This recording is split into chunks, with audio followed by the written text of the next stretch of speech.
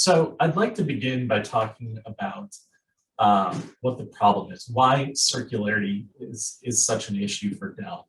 And that really starts with um, that our industry technology has a problem, and it's e-waste. Uh, right now there's about 53.6 million tons of e-waste that gets created every year. If you think about what that works out to, it's a lot, right? 16 pounds for every person on the planet. The more important part from a business standpoint is that not only is it creating that waste and causing potential environmental problems, but it's a ton of lost value. If you recycled all of that waste, you would recover $57 billion worth of value given current market rates from that each year.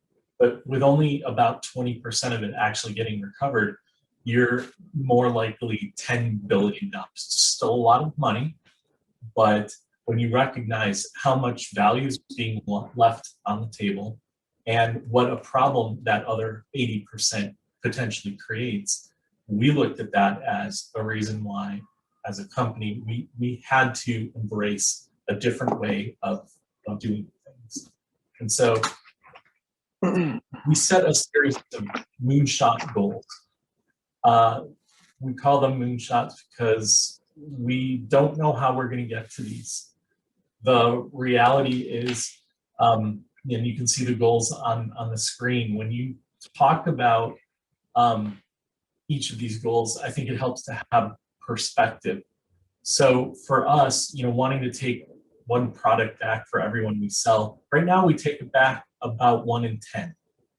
So we've got some work to do. We think we do a pretty good job with our packaging. About 85% of that is coming from recycled or renewable materials.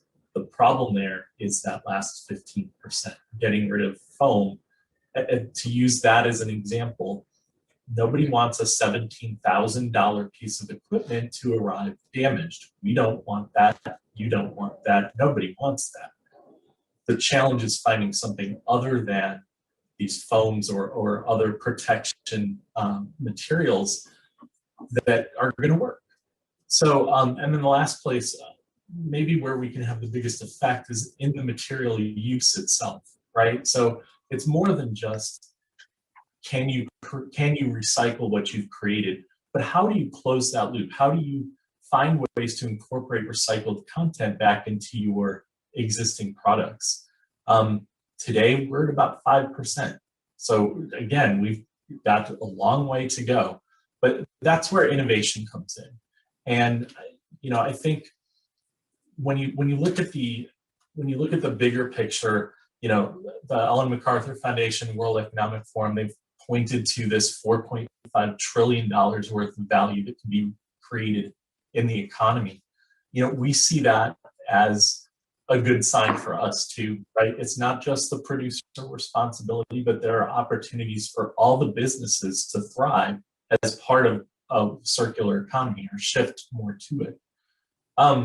It's not straightforward, but we think it can be done. And for us, it really starts with how do you design your products so that they can fit into the circular economy? This isn't what I've called before recycling 2.0. It's more than that. It's really looking at the whole system. And so for us, using the sustainable materials, absolutely a part of that. Extending the lifespan of our products. You may have heard other companies or other people talk about, designed obsolescence. We don't believe in that. We want our products to get better with time, not become obsolete. And so we look at how can we make it easy to repair them? How can we make sure that a customer can use them and not damage them? What are we able to take out so that they're simpler, right? It's obviously a complex piece of machinery, but sometimes you look at things and say, we just don't need that. Don't even use that material in the first place. And then the last kind of piece of that is well, two pieces. First is we meet with recyclers to understand how they take apart our products and how they recycle them. And that's been helpful for us in creating some of these closed loops. But it's also been really helpful for our designers to understand their pain points, right? This really becomes a matter of working together to figure out the best solutions, because again, it benefits everyone. The last piece of it is this shift of business models, and Dell in particular, but many other companies are starting to look at how can you transition to as a service. And in the technology world, for us, we look at that and say, well, if our customers aren't recycling these materials, what can we do, that shifts the model in a way that allows us to recover more of that, provide them more frequent updates, but maybe updates that are upgrades as opposed to what in the industry we call a rip and refresh, where you literally take everything out and put something new in. We think that there's a future where that doesn't have to happen. Just to kind of quickly touch on some of the ways that we're making this happen, we've been committed for a while now to the idea of a closed loop wherever we can make one. And with plastics, we as a company have been using recycled content since 2008.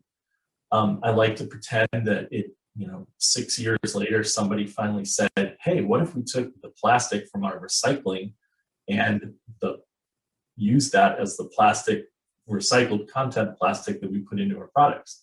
The reality is there was a lot of back and forth with our suppliers, with the recyclers to try and get this right. But the exciting thing is when we launched a closed loop product in 2014, that was the beginning for us. Now we get more of our recycled content plastic from our own, from the technology waste streams than we do from any other source. So that has been very successful for us. I think the other one that I want to point out, we've looked to other materials, closing the loop on rare earth magnets. They appear in hard drives, and I think the ability to work with our partners like Seagate to figure out how to take those magnets and put them back into new drives, and do it in a way that works for the industry, not just for us, has been really important. Lastly, with regard to some of our materials that we use that are recycled or that are closed loop in some way, in this case more of an open loop, but we've been working with the aerospace industry to take their scrap carbon fiber. If you make a wing of a plane, for example, that wing has cutouts, and those cutouts become scrap. So we are able to use that scrap to make new lids, mix it in with the existing plastic resins that we use, and make those materials stronger, lighter, cooler. All of that has been a real boon to us. And again, that comes from working with our partners and working with suppliers like Carbon Conversions to figure out how to do this. It actually took 200 different material combinations to figure out how to use this reclaimed carbon fiber, not because it's not a good material, but because as it's recycled, it is somewhat downgraded. We experience that with plastic and many others, right? There are impurities that show up in the processes. There are differences in the way that the material behaves sometimes. That doesn't mean we can't use it. And that's one thing that we've really looked for. So the last one of those that I want to touch on, it's not just looking at how we use recycled content. We believe there's also opportunity for things like bioplastics. And I want to be really clear, and that's why I created this or borrowed this flow chart to help explain it. We, first of all, are not taking bioplastics that are truly made from cut down trees directly, right? We tapped into the paper industry, and the process that they go through, the lumber kind of falls off, it gets sold off. What's left over, whether it be wood chips or wood that wasn't up to grade for lumber, they send down the line to paper mills. And when the paper mills create paper products, one of the byproducts is this crude oil. Well, that's what we make plastic out of. And so what's been great for us is we've been able to turn that bio-based oil, non-petroleum based oil, into new plastics for new products. And we think this is the start of something. It may not be the only solution, but that's one of the things that we've really learned, is that you need to find innovation, you need to find partners, and maybe most importantly, you have to try and be willing to fail. Like I said, with the carbon fiber one, we tried 200 different material combinations. But I think the key to all of it is really, how, as you go through it, how do you find ways to innovate? What processes can you use to make things more efficient? What loops can you close?